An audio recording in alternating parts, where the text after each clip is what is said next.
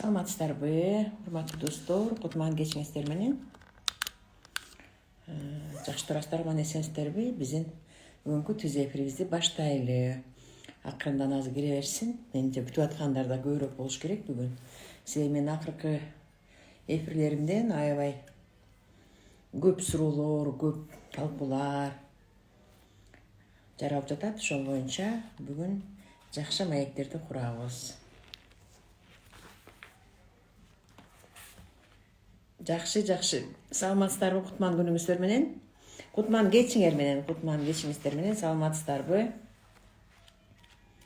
Менимче бул эфирде аябай көп адамдар бүтүп жатышат бүгүн.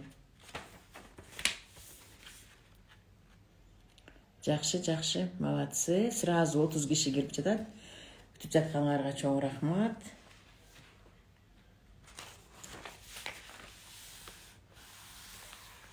Киммен учурашып элек болсом рахмат, лайктарга рахмат. Башта электе лайктар коюп жатасыздар. За щедрость благодарю. Молодцы. Щедрость деген бул успех, залог успеха деп коет. Жакшы кутман кечиңиздер менен силерге дагы бардыгыңыздар жакшы аман эсен турасыздарбы? Мындайраак коеюн кичине. Алысыраак болсун. Караңгы эмесминби? Жакшы көрүнүп атамбы? Жакшы угулуп жатабы? Эфир текшерип коелу бир сыйра. Плюс коюп коюңуздар, жакшы көрүнүп жатсам, жакшы угулуп жатсам, плюс коюп коюңуздар. Рахмат, лайктарыңыздарга чоң рахмат. Бул деген баягы щедрая душа деген да. Жүрөк чоң, ыраазычылык көп аябай деген ошондой жүрөктөрдү жиберет да. Бул силердин жан дүйнөңөр, просто силердин жан дүйнөңөрдүн гана баягы жыйынтыгы. Рахмат, плюс койгонуңарга рахмат. Түшүндүм. Жакшы, баары сонун дейт. Жакшы, сонун дейт. Рахмат, молодцы. Саламат. Өзүңүздөр кандайсыздар? Жакшы турасыздарбы? Аман эсенсиздерби? Молодцы, уже 44 киши болду. Биз сабакты баштай элек деле. Молодцы, күтүп туруп катышып жаткан менин баардык катталуучуларыма терең ыраазычылык билдиремин. Азаматсыздар. Рахмат, плюс жакшы. Урматтуу менин угармандарым, дагы бир жолу бардыгыңыздарды кутман кечиңиздер менен. Рахмат. Чоң рахмат. Жазгүл. Чоң рахмат. Мен акыркы эфирлериме абдан көп талкуулар түшүп жатат да. Аябай сонун талкууларда ар ким өзлөрүнүн оюн айтып, алар ойлорду да кайра талкуу кылып, менин айткандарымды талкуу кылып, ошо боюнча баардык комментарийлерге жооп бериш аябай кыйын болуп атат да. Себеби бизде TikTok'то, Instagram баракчасында, YouTube'да, Facebook'та жакшы, баары жакшы Бактыгүл. Рахмат, Жумагүл. Телефону зарядтап, камдап күтүп отур. Молодцы, рахмат, чоң рахмат, Жылдыз. Рахмат. Мен да сердечкалар жөнөттүм. Взаимно. Ошо эфирлердин баарынан аябай көп да эфирлерди чыгарышыбыз. Азыр 2 күндө, 1 күндө бир эле эфир чыгартабыз да азырчы, аябай актуалдуу темаларды. Анан аябай жүздөгөн комментарийлер жазылып атат да. Анын баарына аябай мындай жооп бериш аябай кыйын экен. Бирок мен баягы колумдан келишинче дагы жооп бергенге аракет кылам. Мен менен көптөн бери иштешип жүргөн, менден окуп жүргөндөр баары билишет. Мен өзүмдүн угармандарым, жоксо менин катталуучуларым менен мен өзүм жеке сүйлөшкөндү аябай жакшы көрөм да. Ар бириңерди баалайм, барктайм, мен сабагымды окуп аткандарды сыйлайм. Ошон үчүн колумдан келишинче алар менен мындай өз менен сүйлөшкөнгө аракет кылам. Реклама менен дагы, таргет боюнча дагы мен баягы мага байланышканда мен сөзсүз өзүм бир ооз айтып, мынакей саламатсызбы кутмандуу кечиңиз менен менин жардамчым сизге керектүү маалыматтардын баарын жөнөтөт деп өзүмдүн оозумдун айтып коймоюнча мындай ыраазы болбойм да. Ошондон эгерде кээде эле баягы аябай катуу занят болуп калган убактарда мен жанагы индивидуальный видео связьларын иштеп калган убакта бир адам менен 4 саат иштеп калам да ошол убакта эле мен жөнөтө албай калбасам калган убактардын баарында ар бириңиздер менен жеке мындай байланышканга аракет кылам да. А мен ошол жагым акасы элдерге ошону баалайт экен да. Баалайт экен себеби көп жерлерде мындай тренерлер менен байланыш аябай кыйын экен да. Алар бир эмес 2-3 киши аттап анан байланышат экен. Анан билбейм, мен аны билбейт экенмин. Мен просто өзүмдүн катталуучуларыман угуп атпайм ушундай деп. Анан баары чочуп кетишет да. Чын эле сиз сүйлөп атасызбы, чын эле салып атасызбы, сиз менен түз эле байланыштыкпы депчи анан. Мен колумдан келишинче түз эле байланышканга аракет кыламын. Молодцы, 50 киши болду. Урматтуу достор, анан жана биз азыр бүгүнкү психосоматика боюнча бир аз сөз козгойлу деп жатабыз. Психосоматика. Психосоматика деген сөздү көп убакта азыр аябай көп колдонуп калышты. Рахмат, махаббат. Көп лайктарыңарга вообще терең ыраазычылык. Тим элечи, ушунча ыраазымын. Тынбай лайктар кетип атат. Мен дагы сиздерге да баардыгыңыздарга жөнөтөмүн. Урматтуу достор, психосоматика деген сөздү эмнегедир акыркы убактарда аябай көп колдонуп калдык. Аны керектүү жерге деле колдонуп калып атабыз, кереги жок жерге деле колдонуп калып атабыз, түшүнсөк деле колдонуп атабыз, түшүнбөсөк деле колдонуп атабыз. Мен кыргызча эле жалпак тил менен айтып берейинчи сиздерге. Аны англисче котурмасын, анан орусча котурмасын айтпай элечи. Бул мындай жалпак тил менен айтканда ар бир оорунун өзүнүн себеби бар деген сөз да. Жөн эле жерден жөн эле оору пайда болбойт экен да. Мунун баардыгынын тең бир кандайдыр бир эмеси бар экен. Салам. Мындай бир терең бир себептер болот экен да. Ал биздин жашообуздагы, биздин жашоодан ал кайдан келет эми, ал терең себептерден кайдан келет? Ал биздин өзүбүздүн эле кылган кылыктарыбыздан, бирөөгө болгон мамилебизден, өсө жашоого болгон көз карашыбыздан, жашоону кандай кабыл алганыбыздан. Мына ошондон эле өзүбүздүн кыскасы биздин өзүбүздүн жашап жаткан баягы кыймыл аракетибиз, жашап жаткан баягы стиль жизни деп коет. Ошолордун баары эле келип туруп анан биздин ошол жанагы ооруларды алып келет экен да. Анан бул жөнүндө эми мурун эле бул билимдер бар болчу. Мына снельникти билесиңер, возлюби свою болезнь. Өзүңдүн ооруңду өзүң сүйгүн деп атат да. Анан мында түшүнбөйсүң да, кантип эле депчи. Ал китеп жөнүндө айтканда, жоксо китептин котормосун окуганда ойлойсуң да, мындай өзүңдүн ооруңду өзүң сүйгүн деген кандайча бул депчи. Мен ооруп атсам, мен анан бүт суроолоруңарды даярдап туруңуздар, урматтуу достор, суроо даярдап тургула. Анан мен суроолор бергиле дегенде бере калгыла. Мындай өтүп кеткен суроону мен кайра карап анан көрөмүн. Бере берсеңер болот. Анан мындай ойлойсуң да, мен өзүм ооруп атсам, ушул оорумдан деген өлөйүн деп атсам, ушул оорум мени кыйнап атса, мен ушул ооруну кантип сүйөм депчи. Бул мындай бир акылга сыйбай турган нерсе го деп ойлойсуз да. Туурабы? Кантип эле мен сүйө алам өзүмдүн оорумду? Бул эмне Синельников кичине анча-мынча айнып калганбы? Бул эмне деген билим болсо, билим деп койсо ушундай билимдерди бере береби депчи. Мисалы үчүн азыр биз деле ошондой билимдерди берсек, өткөндө психосоматика жөнүндө мен бир эфир тартсам, толтура дагы арасында комментарийлер бар да. Башты оорутпагылачы дегенчи. Буга да жооп берем азыр, ооруга дем салдырсак болобу дегенде. Анан башты оорутпагылачы деп дагы каяктан чыга калышты булар бакчылар, мындай жок эле жүрбөдүк белек, эмне эле кыйын болуп атасыңар деген суроолор аябай көп да. Анан эми ошо психосоматика деген бул 100% иштейт да, иштейт. Мисалы үчүн азыр биякта жазбадыңыздарбы? Мына ооруга дем салдырсак болобу депчи. Дем салдырса болобу эмес, дем салдырыш керек. Сөзсүз дем салдырыш керек. Себеби ал деген биздин биринчи жан дүйнөбүз ооруйт да. Мисалы үчүн бирөөгө таарынып баштаганда, мисалы үчүн жакын өзүңүздүн бир туугандарыңызга да жанагы бир боорум дейбиз го, биз бир боорум. Бир боорум деген бул уялаш. Бир атадан, бир энеден болгон иниси, же бир атадан болгон агасы, же карындашы, же сиңдиси, же эжеси да. Бир тууган, бир ата бир энеден тараган бир туугандарды бир боорум деп коет. Ошол бир боорум, мисалы үчүн ушу бир туугандарга таарынып баштаганда, ошол именно боор башталат экен да, боор. Ал жөн айтпаптыр мындай, бир өпкөм деп койбоптур, бир бутум деп койбоптур, бир жүрөгүм деп койбоптур, бир боорум деген. Мындай ойлосоңуздар, мындай биздин ата-бабаларыбыздын баардык баягы бизге калтырган мурастары, бизге калтырган бир жакшы билимдеринин баардыгы тең эле бүгүнкү эле болуп жаткан, бүгүн эле жаңы угуп жаткан билимдердин баарына тең байланыштуу сыяктуу да.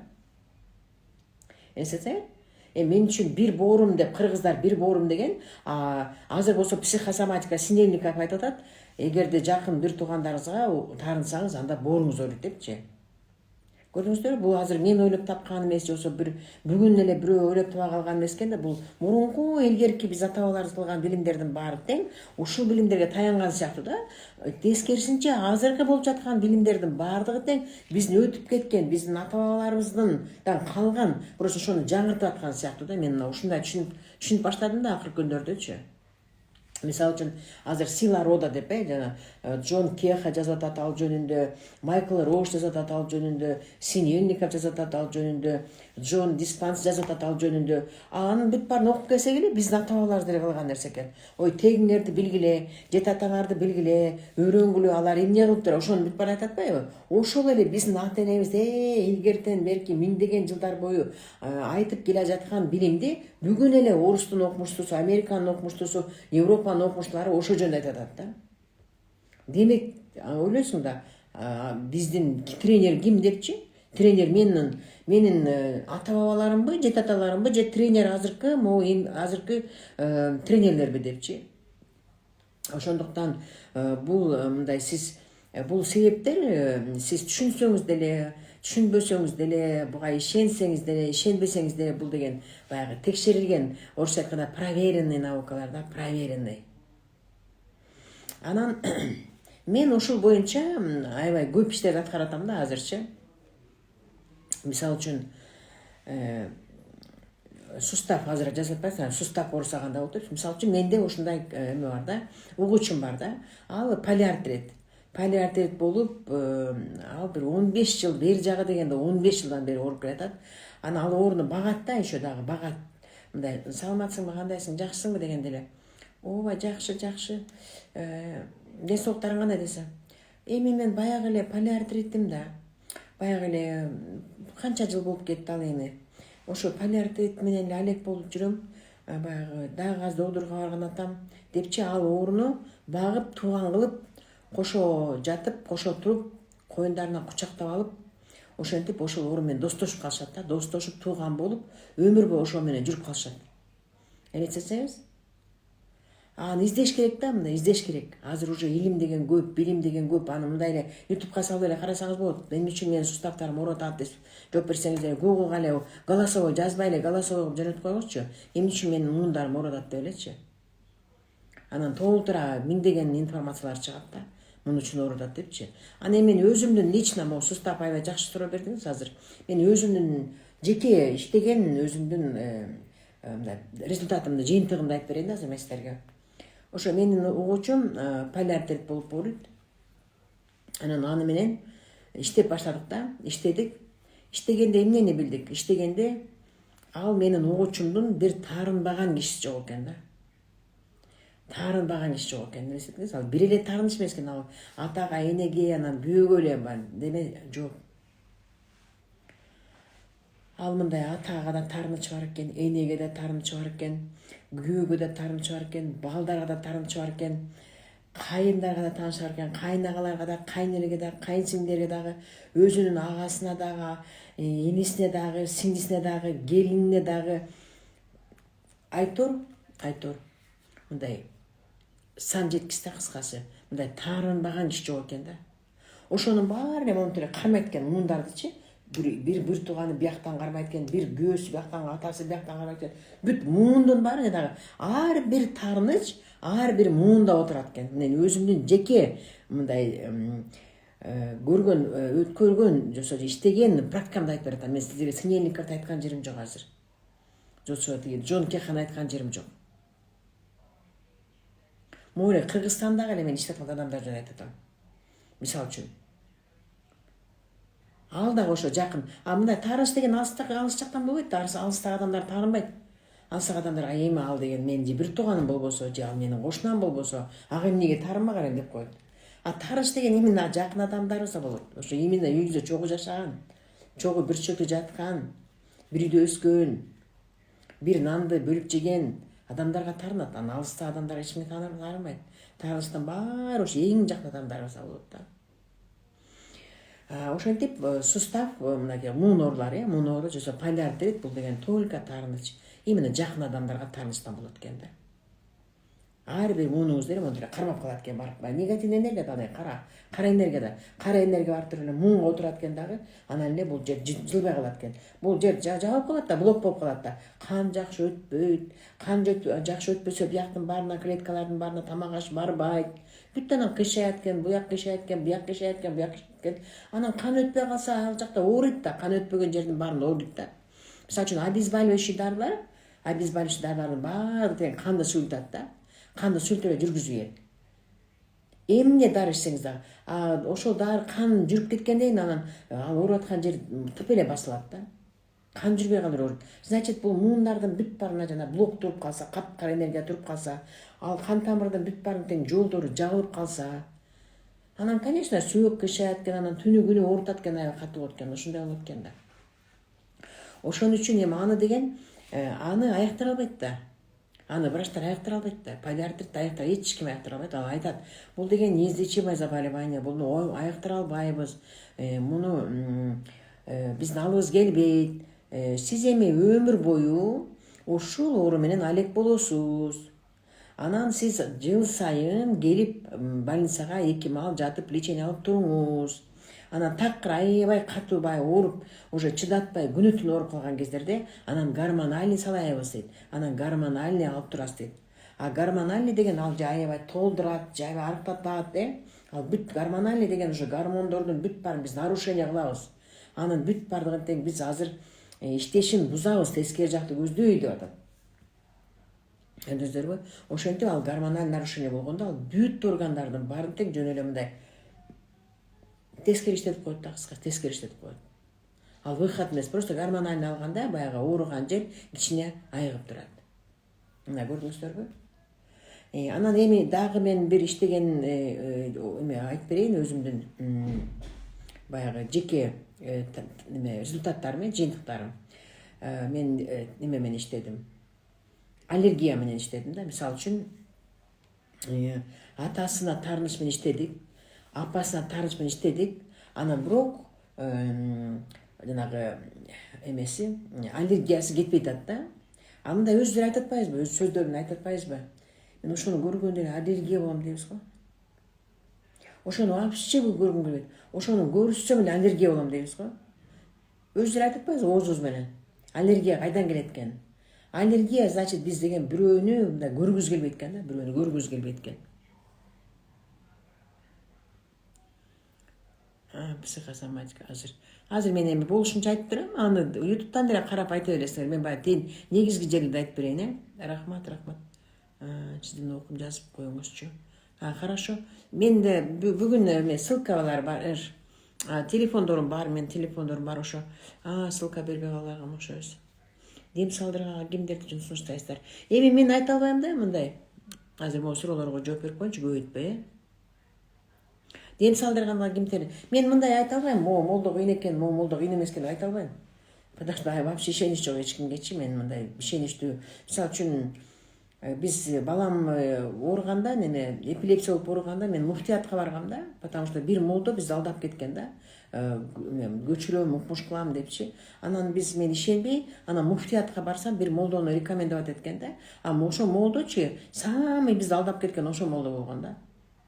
Мен азыр койго көчүрөм, сен килеген бир койдун акчасын бергин деп, койдун акчасын алып туруп качып кеткен. Вообще телефон өчүп салган эле, это через муфтият. Поэтому мен айта албайм, буга баргыла, буга барбагыла деп айта албайм. Өзүңүздөр эле карап көрүңүздөр.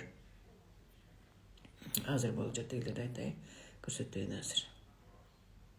Аябай көбөйүп кетиптир го. Азыр менин жолдошум акчасын бербейт. Мен чарчадым, эркектин милдеттерин айтсам, билем дей берет. 5 маал намаз окуйт. Эгерде мен да эриме тарынсам, ооруйт. Эркекке тарынсам күйөөгө, именно эркек эмес, именно эркек эле эмес, именно күйөөгө. Аял эгерде күйөөгө тарынса, женский проблема болот, күйөө аялга тарынса, мужской проблема болот. Обязательно. Эми ал акча жагынан бербей атса аны башкача сүйлөшүңөр керек да, сүйлөшүңөр керек. Эмнеге бербей атыптыр? Балким чын эле бербеш керек, может быть, силердин ситуацияларда. Ал эми индивидуально караш керек да. Балам тили жакшы чыкпай атат, 4кө чыкты. Баламдын тили чыгып аткан учурда күйөөм каза болуп калган. Мен 1 жылдай стресс болуп жоксум. Ошол кезде күйөөмө таарынып жүрдүм. Азыр эле таарынам. Ошо. Бул деген балаңыз коруп калган просто. Мындай заикаться эткендер, тили чыкпай калгандардын баардыгы корккондон болот. Страх кирип кеткен. Страх катуу кирип кетет дагы, тилди бууп салат. Аны дагы иштесе болот. Кадимги биринчиден кыргызча эле жүрөк көтөрүш керек. Биз деген мисалы үчүн жүрөк көтөртүп эле чоңойгонбуз. Ошону бүт баары эле туура экен да оказывается. Менин суставым 12 жашынан ооруйт. Бул таарыныч. Пайларда мен айттым, ал жөнүндө уктуңуздар. Бел оору болсо мына да могу жакшы суроо болду азыр дагы бел оору. Бел оору деген мындай, мисалы үчүн айрыкча бел оору могу эмеде болот да. Мигранттарда болот, Себеби баягы жүктү аябай көтөрүп кетишет да. Сен бара кой балам, сен барып деген биздин үй бүлөнүн бүт баарын багасың, ата-энеңди сен багышың керек деген ушундай ашык жүк берет да, ашык жүк.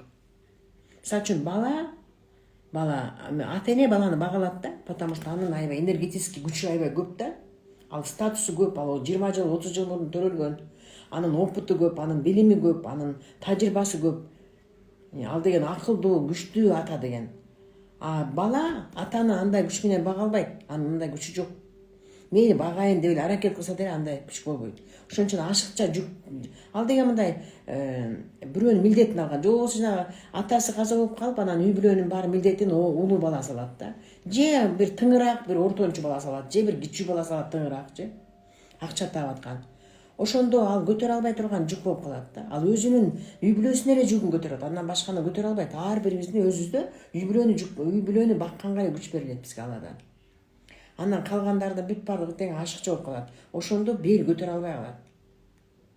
Ал бизге көзгө көрүнбөйт да. Биз эгер көзгө көрүнүп турган болсок, биз өзү көрмөкпүз да эмнени көтөрө алганыбызды. Өзүбүз 50 килограмм болсок, 150 килограммдык вести көтөрө алганбыз, бир ташты көтөрө алганбыз да, жүк кылып. Ошондон бел ооруйт. Андан кийинки опухоль, онкологический оорулар эмнеден пайда болот? Опухоль деген Оксана, опухоль деген 100% таарынычтан болот. 100% таарыныч. Кимге болсо да таарыныч. Бул аябай каттуу таарыныч да, жана мен кечирбейм, мен аны өмүр бою эсимде жүрөт. Мен андан 20 жылдан бери мен кечирбейм. Аны мен кантип кечирмек элем? Мен ошонун кылыгын кантип кечирем дегендер мына ошол.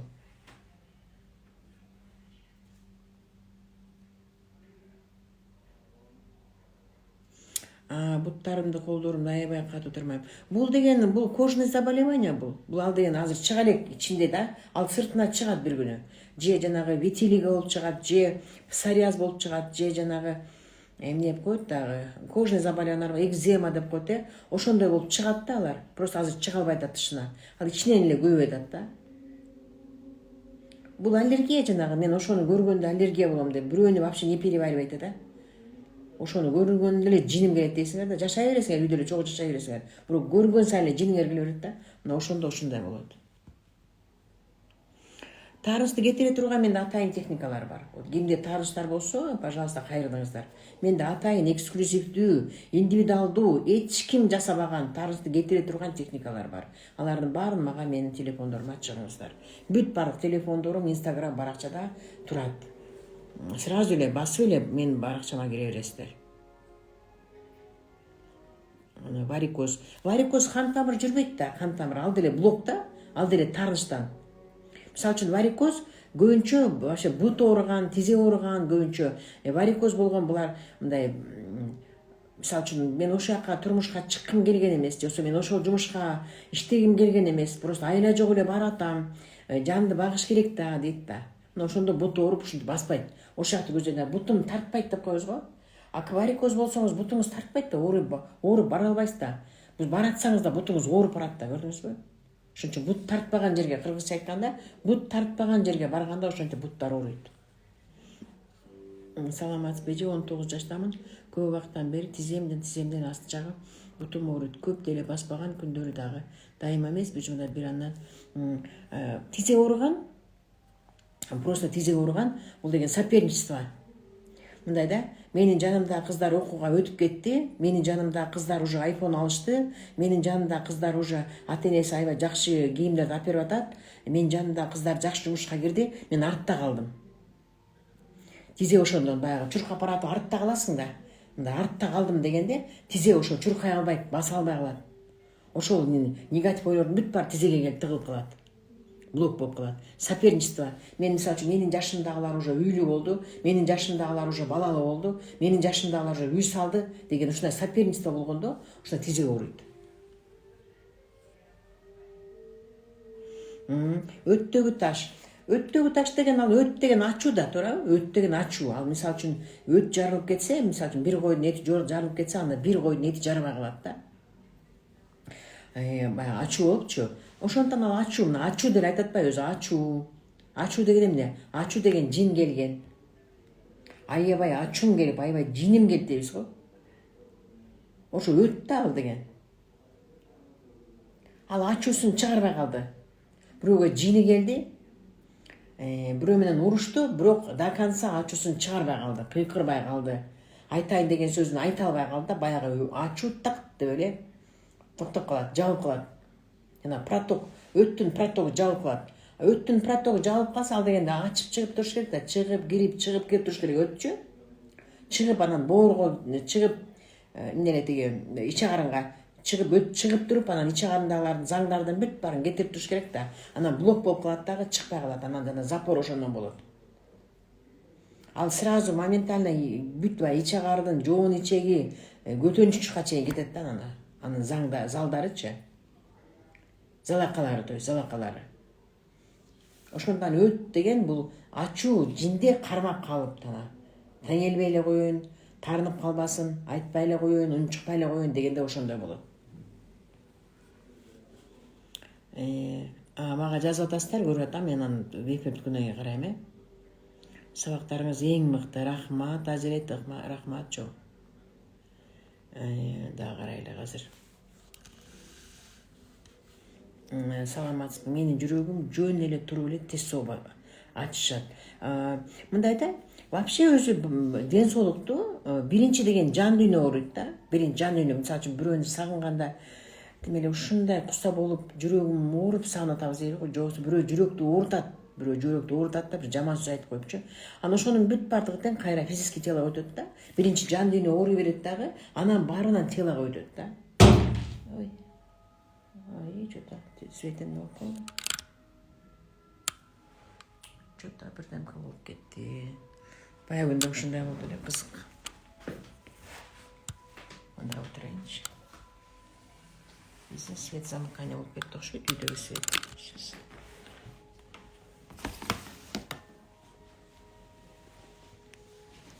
Ушул блок замыкание болду окшойт. Балкон эле күйүп атат, мейли мындай сүйлөшөбү. Өткөндө дагы тоодон да свет өчүп калды эле, кызык. Анан жүрөк деген могу биздин чувствобузга байланыштуу да, чувстволорубузга. Же бир аябай куса болгондо жүрөк ооруйт, же бирөөнү сүйүп калганда жүрөк ооруйт, же бирөөгө аябай катуу мындай именно жакшы көргөн адамдарың, сүйгөн адамдарың болуп мындай сени подводить этип, же ошого жете албай калсаң жүрөк ооруйт. Анан ошондуктан мындай бул деген баягы психосоматика экенин жүрө беришим керек дебестен дагы обязательно врачка да көрүш керек да. Иногда психосоматикага байланышпаган да болуп калышы мүмкүн. Да, эми аябай аз да, андай проценттер аябай аз да, например. Көпчүлүгү эле почти 90% оорулардын баардыгы тең. Анан жүрөктү сен аны тартырып көрүш керек. Эмне болот деп. Доктургачы, мисалы үчүн мен доктур менен байланышып жүрөм дайыма. Психосоматика менен иштейм, доктур менен дагы иштейм, укол да аламын, керек болсо витаминдер дагы ичемин. Ошондуктан баардык жагынан карашыбыз керек да. Алена эже, бекер курстарым бар дедиңиз эле го, барбы азыркы учурда? Вообще өзү мындай бекер дегенге вообще деметпеңиздер. Бекер дегенге вообще мындай алыс болгонго аракет кылыңыздар да. Бекер деген өз бирөөнүн акысына кирип калам деген сөз да. Эгерде сиз бирөөнүн окуусун бекер ала берсеңиз, бирөөнүн буюмун же бекер ала бере турган болсоңуз, анда сиздин дагы мисалы үчүн сизден дагы эч ким мындай акча төлөп бир нерсе албайт да. Бирөөгө акча бербесеңиз, сизге акча келбейт. Акчаңыз көп болуш үчүн сөзсүз сиз бирөөгө акча беришиңиз керек. Ошону аябай запомнить алгы. Өлчөп турайынчы. Жакыныраак.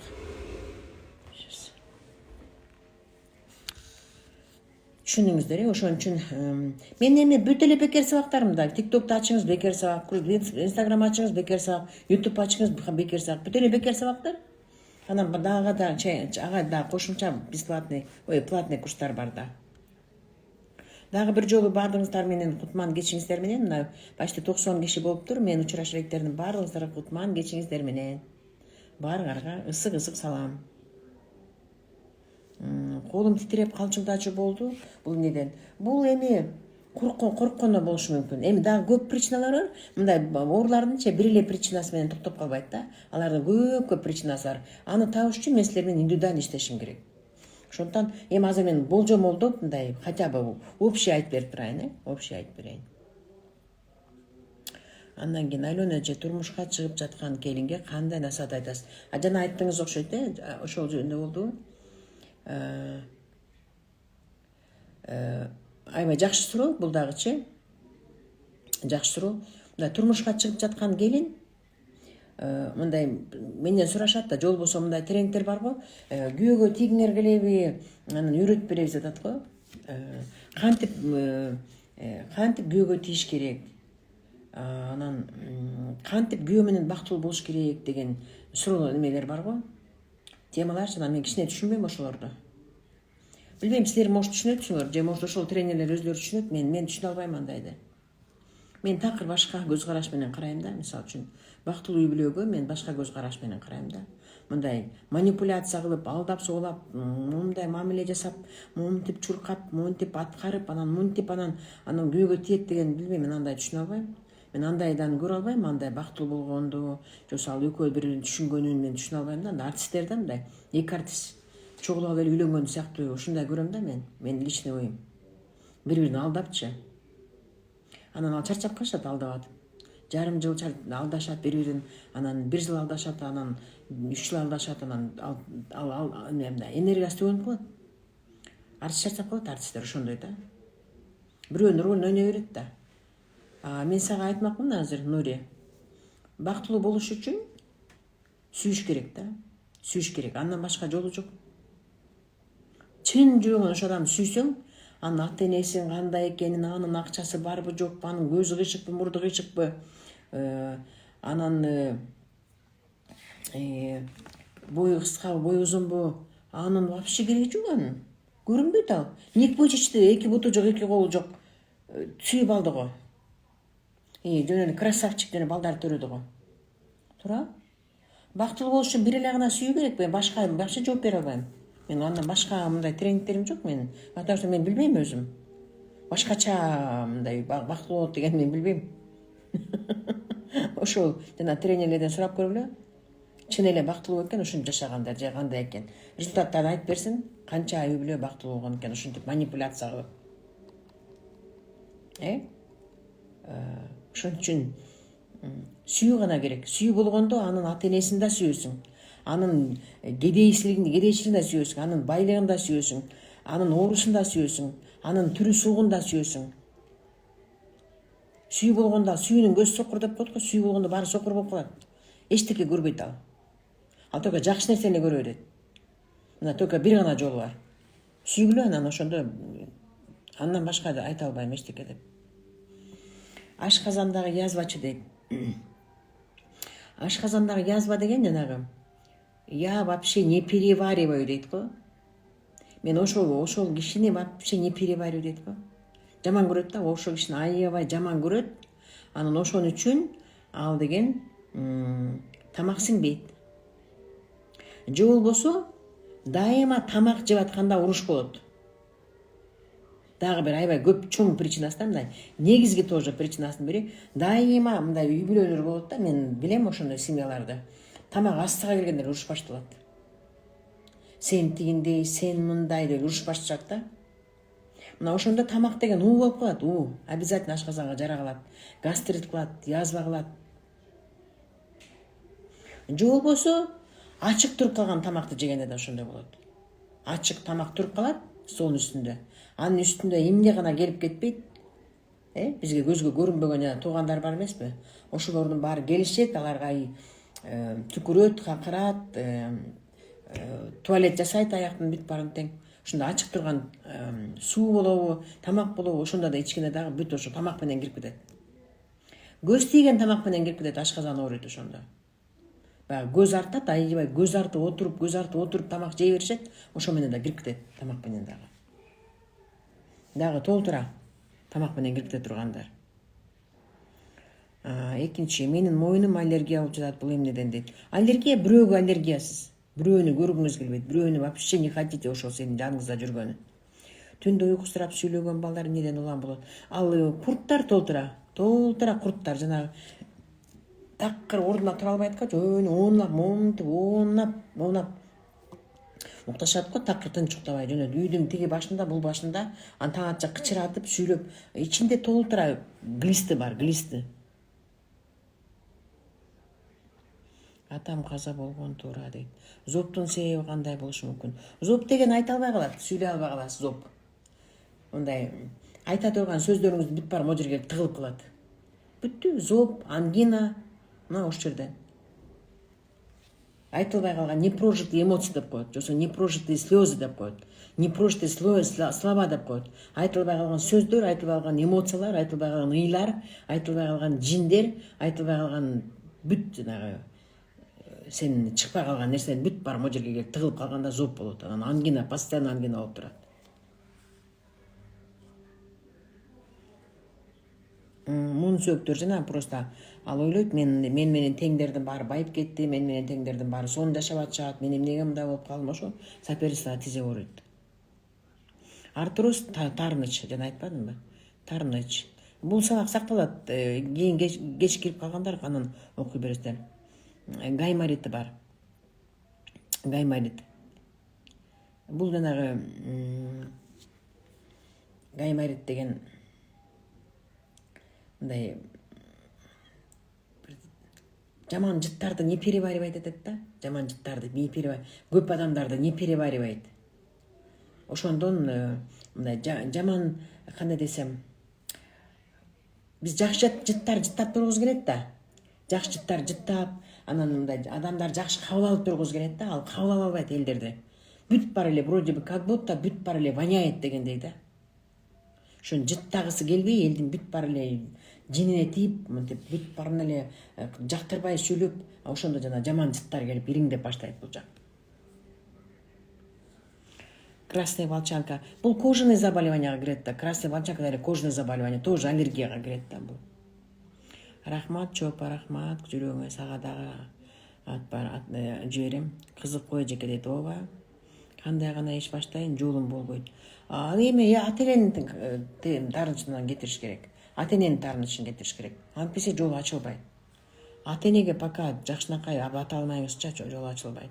Рахмат эжеде, рахмат. Каза болуп калган адамга нааразы болсоңузчу. Разницасы жок. Каза болгон адамга нааразы болосузбу, тирүү адамга нааразы болосузбу? Эчтеке разницасы жок. Бирдей эле, анын результаттары бирдей эле болот. Точно айттыңыз, варикоз дейт. Ошондой болот. Жөнөкөй жүргөндө варикоз чыкпайт. Бойдо болгондо бутка варикоз аябай көйүп кетет. Баса албай. Ал деген мурун башталган да, Нурзат. Ал мурун башталган эч жагы эле ошол. Ошонун себептери бар ар жактачы. Анан ошол эле кайра просто кичине күчөп кетет да. А так анын себептери мурун эле бар уже. Апамдын тизеси ооруйт, өз туура айттыңыз эже. Жакшы. Уктай берген энергия жок. Энергия жок, аябай таарыныч көп. Анан баягы эмедей болот да, энергия чыгып кете берет. Жанагы газ баллонду тешип коесуз го. Газ баллонду бир жолу тешип коесуз, бир таарыныч. Экинчи жагынан тешип коесуз, бир таарыныч. Үчүнчү жагынан тешип коесуз, бир таарыныч. Ошон 5 таарыныч, 10 таарыныч. Анан газ баллон чыгып кетет да. Анан газ жок калат да. Бирөөнү карасаңыз деле газ, мөбүзөлсеңиз газ жок. Ошондой эле. Газдын баары чыгып кетти, алдын баары кетип калып, таарынычтар толтура, разочарование толтура. Анан уже энергия жок, уже уктап жатат. Энергия деген уже энергия жок деген уже алым жок деген сөз, алым жок. Уже күчүм жок, шайманым жок, энергиям жок дедет уже жашаганга. Саламат. Рахмат эже, сонун пайдалуу нерсе айтасыз. Чоң рахмат. Сабактарыңыз толук кайдан көрсөк болот. Азыр менде как раз эме болуп атат. Акцияны дагы улантып атабыз азыр.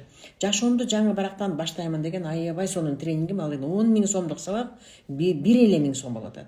Мына ошо сабакка да жазылсаңыздар болот. Азыр уже 1-2 күндө бүтөт ал. Аны айтып коеюн, пока силер дагы сурап калбадыңарбы азыр. А так аны унутуп калыптырмын даже. 1.000 сомдук эле сабак. Жашоомду жаңы барактан баштайм. Полный трансформация болосуңар аякта. Ал жакта ата-эне деген эмне, аялдык эркектик энергия деген эмне, психосоматика деген эмне, предназначение деген эмне, миссиябыз эмне, кантип табабыз аны өзүбүздү. Ой деген эмне, сөз деген эмне, анын күчү кандай болот? Кантип бизнес баштайбыз, акча чыгарбай колубуздан нөл менен кантип бизнес ачабыз. Мына ушундай укмуш тренинг 15 сабак. Мен дагы 5 сабак жаңы кирейин атам азыр. Кудай буйрса, ал сакталган 15 сабак бар да, болгону 1000 сом гана. Эртеңден калбай, эртең бүрсүнө 2 күн эле калды. Ошо 2 күндөн калбай тезирээк ошо сабакка жазылып калыңыздар. Аны мен бир жылда 2 эле жолу акция кылам. Бир Орозо айтта, бир Курман айтта. Курман айтка жасаганыбызды просто дагы улантып сурангандан азыр акция кылып атабыз. Тезирээк жазылып калыңыздар. Кесек жей берген эмнеден болот? 3 жылдан бери таштай албайм. Жебесем тура албайм. Ал кальций жоктон болот, кальций. Просто кальцийди көбүрөөк жеш керек. Кальций кошулган тамактар жеш керек. Аптекадан алып кальций жеңиз, анан басылып коет. А өзүңүздү карасаңыз, конечно, организм сурап атпайбы, эмне керек болсо сурап атпайбы. Мага кальций берчи деп атпайбы. Бериңиз да керектүү нерсесин. Чоң рахмат жаңы кутман кеч сиздин ар бир маалыматыңыз маанилүү дейт. Жолдошумдун умасында жумурткаларында кистасы бар экен. Бана пастит болуп ооруган, жакында препарат колдонобул деп десем укпайт. Просто бул деген аялга таарыныч. Биринчи аялга таарынычын кетириш керек. Аялга таарыныч энеге таарынгандан башталат. Аялга таарыныч мындай мен деген аялына таарынгандарды энеси менен иштейм да. Күйөөсүнө таарынгандарды атасы менен иштейм. Мен совсем башка жакта иштейм да. Ошондо эгер таарынычтар менен иштей турган болсоңуздар, пожалуйста. Энергияңыз күчтүү да дейт. Рахмат. Мен билим бергенде энергия алам да. Билим бергенде алам энергияны. Ажек улантыңыз, рахмат сизге дейт. Рахмат. Сиздин да кишилериңиз бар ғой, кандай кишилер? Наставничество аласызбы? Азыр пока кичине убактым жок болуп атат. Байланышып көргүлө, мен көрөм. Эгерде мага жаксаңыздар, аракет кылып көрөбүз. Молодец, Эжеке дейт. Рахмат. Эжеке, сиз менен жолуксак болот. Бул жаккачы Тургунай, бул жакка жазганда бул өчүп калат азырчы. Бул комментарийдин бардыгы тең. Азыр өчүп калат, ошон үчүн бул эфир сакталат. Анан сакталганда астына жазып койгула, телефондоруңарды. Түш жөнүндө эмне дей аласыз? Түш деген бул уйку менен сонун ортосундагы да. Уктап аткан менен анын ортосундагы мындай бир нейтральный зонада боло турган, пограничный зонада коет, ошондо боло турган нерсе да. Түш деген бул сымап сыяктуу болот да. Сымап сыяктуу. Ал эми ар кандай, аны биз баарын до конца биле албайбыз. Аны до концачы өлүп көрдүм беле дегендейчи. Мындай аны до конца мындай изилдеп чыгыш өтө кыйын да. Эми божомолдолор бар да. Божомолдулар. Ар жактан, аркы дүйнөдөн өтүп кеткендерден, мисалы үчүн бизге менен байланышып, бизге аян бергендер болуп калышы мүмкүн. Периште аян болуп калышы мүмкүн. Башкалар келип дагы ар кандай коркутуп бизге бир маалыматтар берип калышы мүмкүн да. Ошондуктан сиздин аураңызга жараша болот да ал. Сиздин аураңыз канчалык мындай таза болсо, дагы түстөрдү көрүп баштайсыз да. Анан түштү кандай калыпка салсаңыз ошондой болот да. Кандай калыпка салсаңыз. Түш деген сымап сыяктуу деп коет го. Түштү жакшыга көрүш керек депчи. Ошон үчүн сиз түштү көргөндөн кийин кандай калыпка салсаңыз ошондон зависит этет. Түштөн аябай көп аяндар алынат. Мисалы үчүн мен өзүм алам аянды аябай. Болот, живой тренинг болот. Кудай буйрса мынакей жакында болот. Саламатсыз, мен кеч кошулуп калдым. Сизге ишиңизге чоң рахмат, Турсун. Турсу дейт. Туура айтасыз, Эжеке, жасалма, жашоо деңизчи дейт. Конечно. Мен таң кала берем, ошондай тренингтерди өткөргөн тренерлерге да кичине түшүнө албай калам. Билбейм, балким алар өздөрү түшүнөр, анан ошондой тренингке баргандарды да түшүнө албай калам. Мен немного по-другому, мен кичине башкача ойлоном, башкача кабыл алам анын бүт баарын тең. эки артист ооба. Ошондой эле да туурабы? Бири-бирин алдап күйөөгө чыгып, бири-бирин алдап аял алып атпайбы? Таң атса сүйлөшүп отурсак да чарчабайбыз, эжеке оорубаңыз, чарчабаңыз. Рахмат жон. Апамдын гальчиктери кыйшайып кетти эмнеден? Гальчиктери деген эмне? Пальчиктери. Ал неме? Ал полиартрит.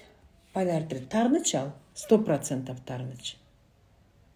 Эң туура эле айттыңыз. Менин суроом биринчи төрөп анан балалуу боло албагандар өтө көп экен. 15-16 жылдап төрөй албагандар. Ал төрөй албагандар ошо программа кетип калат да. Бир программа кетет. Ал программа бир кеткенде 7 поколенияның бирөөндө обязательно чыгат да. Ошондон ал программаны оңдой тургандагы программаны оңдосо болот. Программаны оңдоп кетсе болот. Ошол жердеги блоктор бар да. Мисалы үчүн эмне үчүн төрөбөй калгандар айтпайм мен сиздерге. Эң эле биринчи причиналары. Ал мындай болот. Мисалы үчүн аял күйөө үйлөндү дагы. Рахмат, оригинал сүйлөшкө дейт. Аябай эң эле маанилүү да ушул. Мисалы үчүн ушул жөнүндө такыр маалымат жок. Мен ушул маалымат жөнүндө бир эфир тартайынчы. Аябай сонун суроо болду, рахмат. Сейчас я запомню себе. Жазып коеюн. Азыр эфир эртең. Эмне үчүн төрөбөй калгандар болот ушул жөнүндө? Төрөбөй калгандар жөнүндө эртең эфир жасабыз. Ушул жөнүндө айтып берем эртең дагы. Аябай сонун болду, рахмат менен сонун суроо бердиңер. Мисалы үчүн аял күйөө үйлөндү, анан ажырашты да. Ажыраштагы атасы баланы карабай кетти. Алимент төлөбөйт, карабайт, анан эстебейт, келип кездешпейт. Бир кабар албайт баласынанчы. Анан ошондо Алла ойлойт да, буларга бала керек жок экен. Элестеткиле? Бала керек жок экен. Бул тукумга деп туруп, ошол программа анан ошол поколениядан бирөөгө иштеп кетет. Буларга бала кереги жок турбайбы, баланы карабай турбайбы, балалуу болгонуна сүйүнбөй турбайбы, баланы баккысы келбей турбайбы, бала деген жактырбайт экен булар деп туруп, ошол тукумга тукумсуздукту берип коет. Көрдүңүздөрбү? Мына төрөбөй турганын биринчи причинасы ошо. Эң эле аябай катуу глубокий причинасы. Ошону эч ким ойлобойт ошол жөнүндө. Обязательно бала чакасынан, небереле жагынан дагы даже ошондой болот.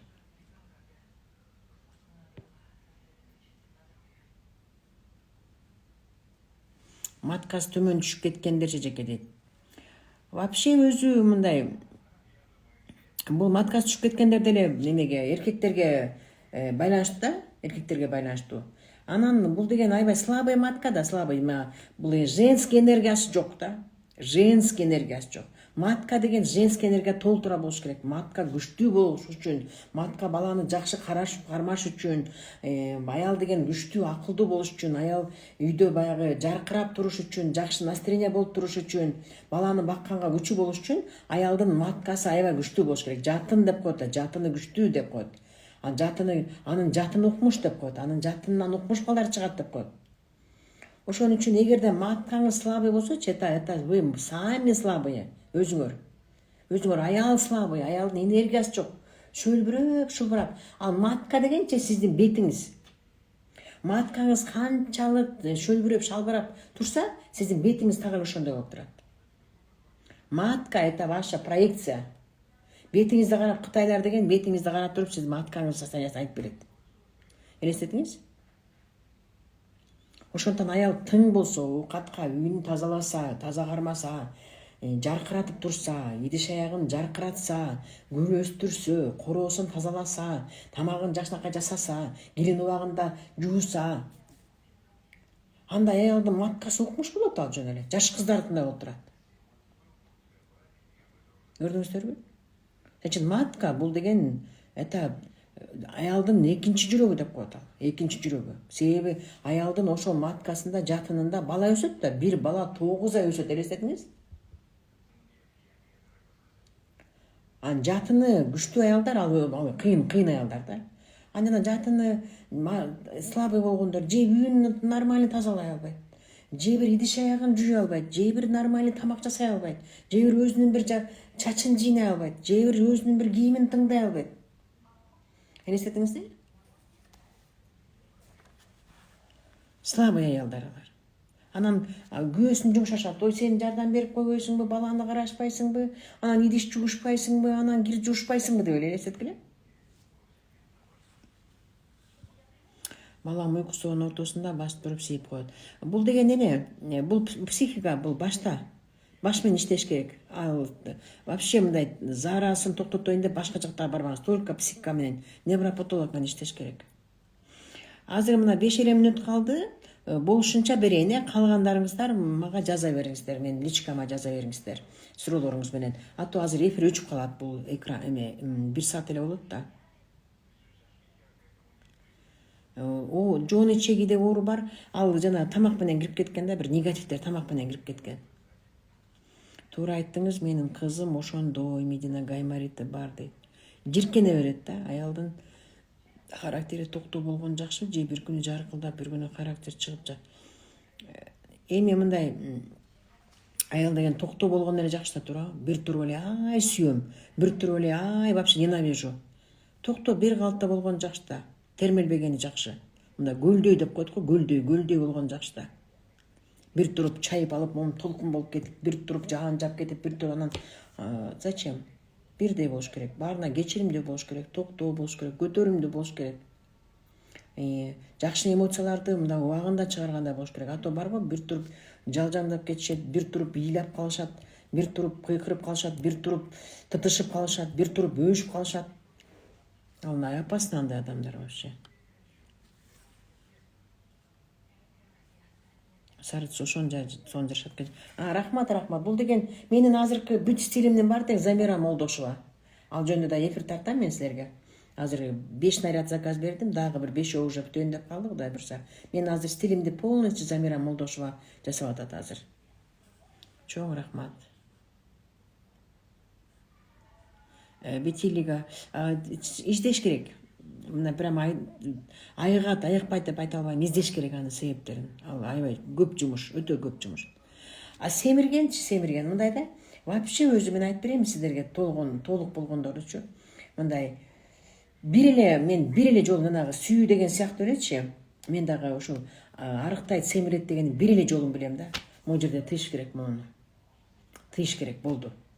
Эгерде сиз кекиртегиңизди тыя албасаңыз, эгерде сиз напсиңизди тыя албасаңыз, эгерде сиз жеп аткан тамагыңызды контролдо болсоңуз, эгерде сиз тамагыңыздын өлчөмүн билбей жей берсеңиз бүт баарын, эмне оозуңузга келсе жей берсеңиз, семиресиз, конечно. Еще кыймылдабасаңыз, баспасаңыз. Анын кереги жок, тияктан 15 000 сом, бияка 20 000 сом, анан фитнеске барып, тияка бияка деген кереги жок. Только эле бул кекиртек менен оозду эле тыйып койгула, напсиңерди эле тыйып койгула. Болду. Катуу кыймылдагыла. Аябай. Мына мен мисалы үчүн только мындай өзүмө тиешелүү тамактар жейм. Тамактын баарын жей бербейм. Анан сурашат мен 61 жашта, эже, почему хорошо так выглядите? Потому что я все не попало, все попало, не кушаю. Мен тандап жейм, өлчөп жейм, таза тамак жейм. Витаминдерди жейм. Эртең менен 1 саат басам, кечинде 1 саат басам. Физзарядка жасайм. Көрдүңүздөрбү? Өлчөп жейм, ашык жебейм. Ашыкпачы тамак жебейм. Ошондой азыр уже эфир өчөйүн деп атат, урматтуу бир туугандар. Калгандарынын баардыгын тең мага жазыңыздар, Мага жазыңыздар, аябай көп экен. Ой. Калгандарыңыздардын баары тең. Жоксо менин бул прямой эфирдин астында комментарийга жазып койгула. Же болбосо мага өзүмө личкага чыгыңыздар, Аябай сонун эфир болду деп ойлойм, Кудай бурса, мына 100 киши. Прям 99-100 ушундай болуп атат. Чоң рахмат баардыгыңыздарга, катышкандыгыңыздардын баарыңыздарга чоң рахмат. Бул эфирим сиздерге аябай жакты деп ойлойм. Көп адамдарга аябай жакшы жыйынтыктарды, жакшы ачылыштарды алып келди деп ойлойм. Эгер дагы тааныштар менен иштей тургандар болсоңуздар, мага личникага жазыңыздар, кайрылыңыздар. Анан жанагы болуп жаткан акция тренингке обязательно катышып калыңыздар. Себеби аябай өтө мощный, өтө күчтүү сабактар алар. сөзсүз трансформация болосуздар, ыраазы болосуздар, ал болгону гана 1000 сом гана. Личный консультацияга болгондор жазыла бериңиздер. Болуптур анда, баарыңыздарга кутман кеч, жакшы туруңуздар, аман эсен, жакшы калыңыздар.